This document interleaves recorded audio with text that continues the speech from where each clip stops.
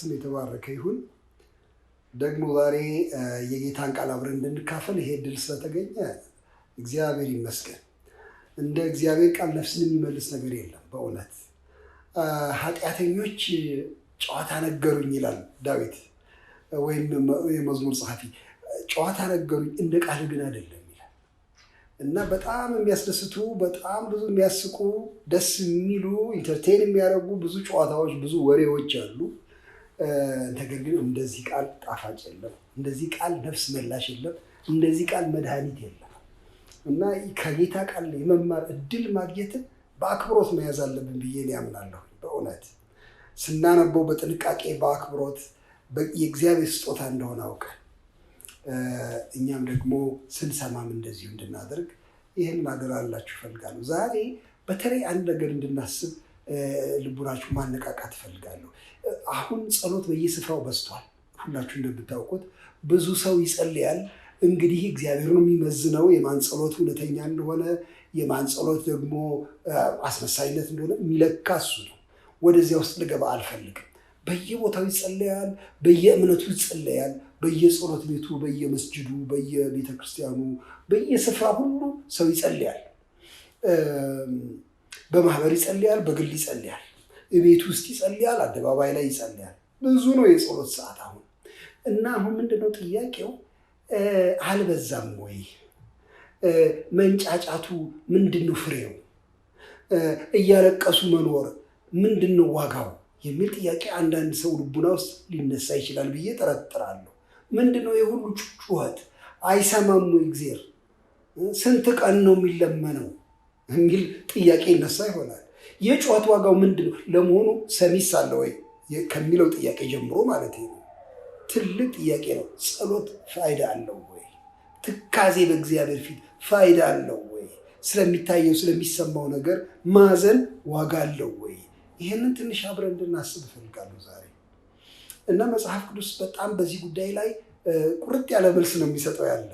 እንደምታውቁት በመጽሐፍ ቅዱስ ያሉ ቅዱሳን ይጸልዩ ነበረ። ጸሎትም ተበረታቷል በጣም በዚህ መጽሐፍ ውስጥ።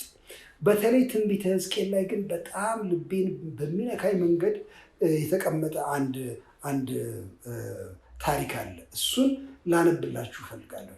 ይሄ ታሪክ ራእይ ነው። እውነት ለመናገር ሕዝቅኤል የሚመለከተው ራእይ ነው። በነገራችን ላይ ለዚህ ታሪክ መንደርደሪያ እንዲሆን ትንሽ ዳራውን ብናገር ጥሩ ይመስለኛል። ምንድን ነው የሆነው? እግዚአብሔር ይሄንን ሕዝቅኤልን ነቢዩን ሕዝቅኤልን የእስራኤልን ቤት ኃጢአት ያሳየው ነበረ። በተደጋጋሚ እያዞረ ያሳየው ነበር። በራእይ የሚመለከተው የኃጢአትን ብዛት ነው። ናና ህዝቤ የሚሰሩትን ላሳይ ይለዋል። አንድ ቦታ በሰሜን በር ወሰደኝ ይላል። አንድ ቦታ አንድ ፉካ አንድ ተራራ ውስጥ ያለ ፉካ እሱን ነደለ። ስነድለው ውስጡ ሰዎችን አየሁ ይላል። ያሳየዋል እየዞረ። ምንድን ነው የሚያየው ስትሉ ርኩሰት ነው የሚያየው። አንድ ቦታ ላይ ሰዎች በእግዚአብሔር መቅደስ ገብተው ጀርባቸውን ለመቅደሱ ሰጥተው ፊታቸው ወደ ምስራቅ ወደ ፀሐይ አዙረው ለፀሐይ ይሰግዱ ነበር ይላል። እግዚአብሔርን ትተው ፀሐይን አምላክ ብለው ይሰግዱ ነበረ። ካህናቱ በርኩሰት ተበላሽተው ነበረ። ህዝበ እስራኤል ጠፍቶ ነበረ ብሎ ይላል። ይህንን ያመለክተዋል፣ ያሳየዋል፣ እየዞረ ያሳየዋል። ይህንን ራእይ ካየ በኋላ ሌላ ራእይ ያሳየዋል። እሱ ላይ ነው ትንሽ ዛሬ እንድነጋገር የምፈልገው። ይሄ ራእይ በተለይ ምዕራፍ 9 ላይ ትንቢተ ሕዝቅኤል ላይ ያለ ስዕላዊ መግለጫ ነው። እንዲህ ይላል። ከቁጥር 1 እስከ 6 አነብላችኋለሁ። እርሱም እያንዳንዳቸው የሚያጠፋ መሳሪያን በእጃቸው ይዘው ከተማይቱን የሚቀስፉ ይቅረቡ ብሎ በታላቅ ድምፅ በጆሮዬ ጮኸ። እነሆም እያንዳንዳቸው አጥፊውን መሳሪያ በእጃቸው ይዘው 6 ሰዎች ወደ ሰሜን ከሚመለከተው ከላይኛው በር መንገድ መጡ።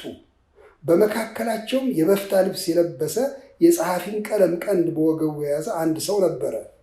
እነሱም ገብተው በናሱ መሠዊያ አጠገብ ቆሙ ይላል። ራእዩ በጣም ስዕላዊ ነው። የሚገርም ነገር ነው። እግዚአብሔር ይህን ድምፅ ያሰማኛል፣ ከተማይቱን የሚቀስፉ ሰዎች ይቅረቡ የሚል ድምፅ ሰማሁ፣ የሚያጠፉ ሰዎች ይምጡ ሲል ሰማሁ። በኋላ ስመለከት 6 ሰዎች መሳሪያ ይዘው አጥፊ መሳሪያ ይዘው ቀረቡ። በጣም አስደንጋጭ ይመስለኛል። ግን በስድስቱ ሰዎች መካከል ሌላ አንድ ሰው ደግሞ ነበር። ይሄ ሰው በፍታ የሚባል የልብስ አይነት እሱን ለብሶ የጸሐፊ ቀለም ቀንድ ይዟል። በዚያ ዘመን እንግዲህ ከቀንድ እየተጠቀሰ ይጻፋል። እንደምታውቁት የጸሐፊ ቀለም ቀንድ በእጁ ይዞ ለመጻፍ ተሰናድቶ ቆሟል። ስድስቱ ለማጥፋት ተሰናድተው ቆመዋል መሳሪያ ይዘው። ስዕሉ ይሄ ነው። ከዚያ እንዲህ ይላል፣ የእስራኤልም አምላክ ክብር በበላዩ ከነበረበት ኪሩብ ተነስቶ ወደ ቤቱ መድረክ ሄዶ ነበር። በፍታም የለበሰውን የጸሐፊውንም ቀለም ቀንድ በወገቡ የያዘውን ሰው ጠራ። እግዚአብሔርም በከተማይቱ በኢየሩሳሌም መካከል እለፍ፣ በመካከሏም ስለተሰራው ርኩሰት ሁሉ በሚያለቅሱና በሚተክዙ ሰዎች ግንባር ላይ ምልክት ጻፍ አለው። እኔም እየሰማሁ ለሌሎቹ እሱን ተከትላችሁ በከተማይቱ መካከል እለፉ፣ ግደሉም፣ ዓይናችሁ አይራራ፣ አትዘኑም፣ ሽማግሌውንና ጎበዙን፣ ቆንጆይቱንም፣ ሕፃናቶቹንና ሴቶቹን ፈጽማችሁ ግደሉ። ነገር ግን ምልክቱ ወዳለበት ሰው ሁሉ አትቅረቡ፣ በመቅደሴም ጀምሩ አላቸው። በቤቱም አንጻር ባሉ ሽማግሌዎች ጀመሩ ይላል። የሚያስገርም ስዕል ነው። እግዚአብሔር ለዚህ ለጸሐፊው የሚለው በአጭር ቃል እየዞርክ አልቃሾችን እየፈለግ የሚተክዙ ሰዎችን እየፈለግ ግንባራቸው ላይ ምልክት አድርግ ነው የሚለው። ምልክት ጻፍ ነው የሚለው። የሚያለቅስ ሰው፣ ስለ ኢየሩሳሌም ርኩሰት የሚያለቅስ ሰው፣ ስለ ሕዝብ ጥፋት የሚያለቅስ ሰው ስታይ ወዮ እግዚአብሔር ሆይ ኃጢአታችን ሊያጠፋን ነው ብሎ የሚተክዝ ሰው ስታይ፣ አልቃሻ ሰው ስታይ ምልክት ጻፍ በግንባሩ ላይ ብሎ ይለዋል። በኋላ እነዛን አጥፊ መሳሪያ የያዙትን ስድስቱን ደግሞ እሱን ተከትላችሁ ሂዱና በግንባሩ ላይ ምልክት የሌለበትን ሰው ሁሉ ግደሉ፣ ማንንም አትማሩ፣ ሕፃን ቢሆን አዋቂ ቢሆን ሴት ቢሆን ወንድ ቢሆን ሽማግሌ ቢሆን አእሩግን አትማሯቸው፣ አጥፉ እና ስትጀምሩ ከመቅደሴ ጀምሩ ብሎ ይላቸው። አስደንጋጭ ንግግር ነው በጣም። እና እኔ ይህን ካነበብኩ በኋላ አንድ ቀን ወይ ጉድ ትካዜ እንዴት ትልቅ ነገር ነው አልኩኝ። ለቅሶን አከበርኩኝ ይህን አንብቤ። ለካ እግዚአብሔር በኃጢአት ምክንያት የሚተክዙ ሰዎችን፣ በሕዝብ ውስጥ ስላለ ኃጢአት ሰቀቀን ያለባቸውን ሰዎችን ያከብራቸዋል። የሰው እንባ ለካ መሬት አይወድቅም። እግዚአብሔር ሆይ ማረን ብሎ የሚጮህ ሰው እንባ መሬት አይወድቅም። በግንባራቸው ላይ ምልክት አድርግ። ስለ ኢየሩሳሌም ኃጢአት፣ ስለ ርኩሰቷ የሚተክዙ፣ እግዚአብሔርን ትተው ስለ ኮበለሉ ሰዎች የሚተክዙ፣ የእግዚአብሔርን ፍርድ እየተሳቀቁ ኧረ እባክህ ማር እያሉ ስለሚለምኑ ሰዎች ግንባራቸው ላይ ጻፍላቸው፣ ምልክት አድርግባቸው። በመቅሰፍት ጊዜ እንዲተርፉ ምልክት አድርግባቸው። ለካ ማልቀስ ያተርፋል ማለት እውነተኛ ለቅሶ እግዚአብሔር በሚያዝንበት ማዘን ያተርፋል። ዝም ብሎ ትካዜ ያተርፋል ማለት አይደለም። በእውነት ምንም በለቅሶ ውስጥ ምንም አይነት ትሩፋት የለም። በእውነት ሰው አሁን በር ዘግቶ ወይኔ ወይኔ ቢል፣ ፀጉር ቢነጭ፣ ዲፕሬስድ ቢሆን ሰው አንድ ቤት ውስጥ ዘግቶ እኔ ብሞት ይሻለኛል ቢል በዚህ ምንም ትሩፋት የለም። ይሄ በጣም የተነጣጠረ ለቅሶ ነው። ስለ ሕዝብ ኃጢአት፣ ስለ ከተማ መጥፋት፣ ስለ እግዚአብሔር ክብር መዋረድ፣ ስለ ተሳሳተ ትምህርት፣ በሕዝብ መካከል ገብቶ ስለሚበርዝ ክፉ አውሬ ስለ እሱ ማልቀስ። እግዚአብሔር ሆይ እባክህ እባክህ ሕዝብህን ማር ማለት፣ ሕዝብህን ልቡን ወደ አንተ መልስ ማለት የእግዚአብሔርን ልብ የሚነካ ለቅሶ ነው እንጂ ከንቱ ጫጫታ ወይም የኔ ጥቅም ተነካ ብሎ ዋይዋይታ ወይም ለራስ ማዘን ሰልፍ ፒቲ እንደሚሉት ነገር ማለት ነው። እሱን አይደለም ይሄ የሚያከብረው። ግን ይሄ በእግዚአብሔር ሐዘን የሚያዝን ሰው መድኃኒታችን እንደተናገረ የሚያዝኑ ብፁዓን ናቸው እኮ ይላል። ይሄ እኮ የሚያስገርም ንግግር ነው። የሚያዝኑ ብፁዓን ናቸው ብሎ ይላል። እንዴት ሐዘን ብፅዕና ይሆናል? በእግዚአብሔር ሐዘን የሚያዝኑ፣ የእግዚአብሔር ፈቃድ ሲጣስ ሲያዩ፣ ሕዝብ ግፍ ሲፈጸምበት ሲያዩ፣ ሰዎች በኃጢአት መንገድ እየሮጡ ሲያዩ፣ ለጥፋት ሲሰናዱ ሲያዩ፣ ልክ እንደ እግዚአብሔር የሚያዝኑ እነሱ ብፁዓን ናቸው። መጽናናትን ያገኛሉና ይላል። እና እነዚህ ሰዎች ላይ ምልክት ተደረገ፣ በአልቃሾች ላይ ምልክት ተደረገ እና የጥፋቱ ሲጀምር እግዚአብሔር የተናገረውን ፈጸመ።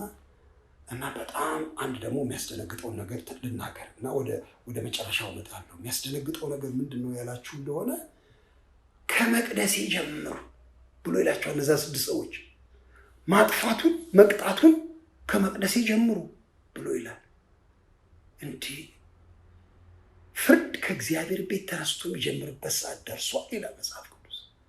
አንዳንድ ጊዜ እኛ በእግዚአብሔር ስም ስለተጠራን ክርስቲያን ነኝ ብዬ ስላልኩኝ ወይም በአገልግሎት ላይ ቆይቻለሁ ስላልኩኝ ወይም የቤተ ክርስቲያን መሪነት አለኝ ስላልኩኝ፣ ዘማሪ ነኝ ስላልኩኝ፣ ሰባኪ ነኝ ስላልኩኝ ወይም ሌሎች ማዕረጎችን እየጠራሁኝ ከፍርድ እንደማመልጥ ካሰብኩኝ ስህተት ነው። ከእግዚአብሔር ቤት ተነስቶ ይጀምራል። ይሄ አስገራሚ ነገር ነው እና ያስደነግጠኛል። በአንድ ወገን እግዚአብሔር ጻድቅ ስለሆነ ማታለል አንችልም። እሱን በአገልጋይነት ስም ሌላ ካባ ደርበን በሃይማኖት ስም ወይም እንዲህ ባለ ሌላ ስም ድኛለሁ አንድ ጊዜ እኔ ምንም አያረገኝም ጌታ በሚል አጓጉል ንግግር ማታለል አንችልም። በቃ አንችልም። እግዚአብሔር ጻድቅ ነው እና ከእግዚአብሔር ቤት ጀምር፣ ከመቅደሴ ጀምር እና ከሽማግሎቹ ጀመርኩ ይላል። የሚገርም ነገር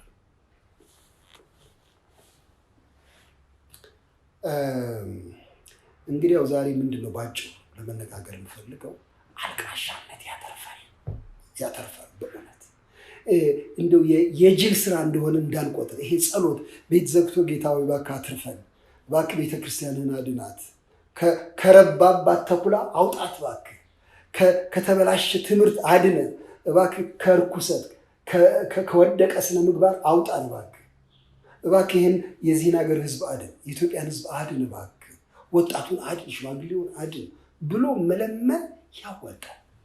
በእውነት የሞኝ ስራ አይደለም። አንዳንዶች እንደ ሞኝ ስራ ይወስዱታል። የልቁኖቹ ወጥተው ቢቆፍሩ ይሻላቸው ነበረ ሲያላዝኑ ከሚውሉ የሚል ሀሳብ ውስጥ ይገባሉ። አዝናለሁ እንደዚህ በማለታቸው።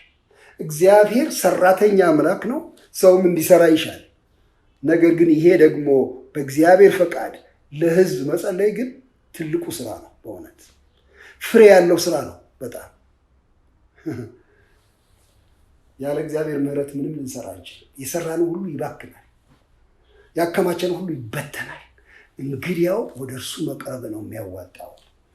የሚገርማችሁ ይሄ ሕዝቅኤል ይሄንን ማስጠንቀቂያ ይሄንን ፍርድ ቃል ከሰማ በኋላ በዚህ አይደመድምም መጽሐፉን። በጣም የሚያስገርም ነገር ነው። ቀስ ብላችሁ መጽሐፉን ስታነቡት ትንቢተ ሕዝቅኤልን እግዚአብሔር በሚያስገርም ሁኔታ ሲመለስ ታያላችሁ። በሚያስደንቅ ሁኔታ አይመለስም ወይ ብዬ ሳገላብጥ ነበር። አይመለስም ወይ እነዚህ አልቃሾች እንዳለቀሱ ይቀራሉ ወይ እያልኩኝ ስል ወደ ምዕራፍ 36 ላይ በጣም የሚያስገርም ነገር ይናገራል። እሱን ላንብብላችሁና ልጨርስ። ምዕራፍ 36 37 በጣም የምታውቁት ነገር ነው፣ ግን በተለይ 36 ከ22 ጀምሮ ላንብብ። እንዲህ ይላል፣ ስለዚህ ለእስራኤል ቤት እንዲህ በል፣ ጌታ እግዚአብሔር እንዲህ ይላል፣ የእስራኤል ቤት ወይ በመጣችሁባቸው በአሕዛብ መካከል ስላረከሳችሁት ስለ ቅዱስ ስሜ ነው እንጂ ስለ እናንተ ምሰራ አይደለሁም። በአሕዛብም ዘንድ የረከሰውን በመካከላቸው ያረከሳችሁትን ስሜን እቀድሰዋለሁ። በዓይናቸውም ዘንድ በተቀደስሁባችሁ ጊዜ እኔ እግዚአብሔር እንደሆኑ አሕዛብ ያውቃሉ ይላል ጌታ እግዚአብሔር። ከአሕዛብም መካከል አወጣችኋለሁ፣ ከየአገሩም ሁሉ እሰበስባችኋለሁ፣ ወደ ገዛ ምድራችሁም አመጣችኋለሁ፣ ጥሩ ውሃንም ረጭባችኋለሁ። እናንተም ትጠራላችሁ፣ ከርኩሰታችሁም ሁሉ ከጣዖቶቻችሁም ሁሉ አጠራችኋለሁ። አዲስም ልብ እሰጣችኋለሁ፣ አዲስም መንፈስ በውስጣችሁ አኖራለሁ። የድንጋዩንም ልብ ከስጋችሁ አወጣለሁ፣ የስጋንም ልብ እሰጣችኋለሁ። አስገራሚ ነው። መንፈሴንም በውስጣችሁ አኖራለሁ፣ በትእዛዜም አስኬዳችኋለሁ። ፍርዴንም ትጠብቃላችሁ፣ ታደርጉትም አላችሁ። አንድ በጣም የገረመኝን ልንገራችሁ እዚህ ላይ። እናንተ ስለሰራችሁት በጎ ስራ አይደለም፣ ስለ እናንተ ማስተዋል አይደለም፣ ግን በአሕዛብ መካከል ስላረከሳችሁት ስለተቀደሰው ስሜ ስል ይህን ለእናንተ አደርግላችኋለሁ።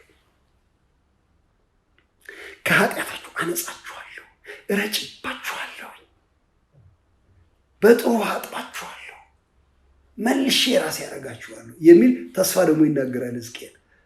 ይሄ ጸሎት ለካ ዋጋ አለው ወንድሞቼ፣ እናቶቼ። እግዚአብሔር ይመለሳል፣ ለሕዝቡ ይመለሳል። እግዚአብሔር አዲስ ልብ፣ አዲስ መንፈስ እሰጣችኋለሁ። መከተል እኮ አልቻልኩም ጌታ የሚል ሰው፣ እሱን እኮ መስማት እኮ አቃተን፣ አንቀን እርኩሰት እኮ እንዴት እንሁን ለሚል ሰው የሚታዘዝ ልብ፣ ለስላሳ ልብ እሰጣችኋለሁ፣ መንፈሴን በውስጣችሁ አኖራለሁ የሚል ትልቅ ተስፋ እግዚአብሔር ይሰጣል።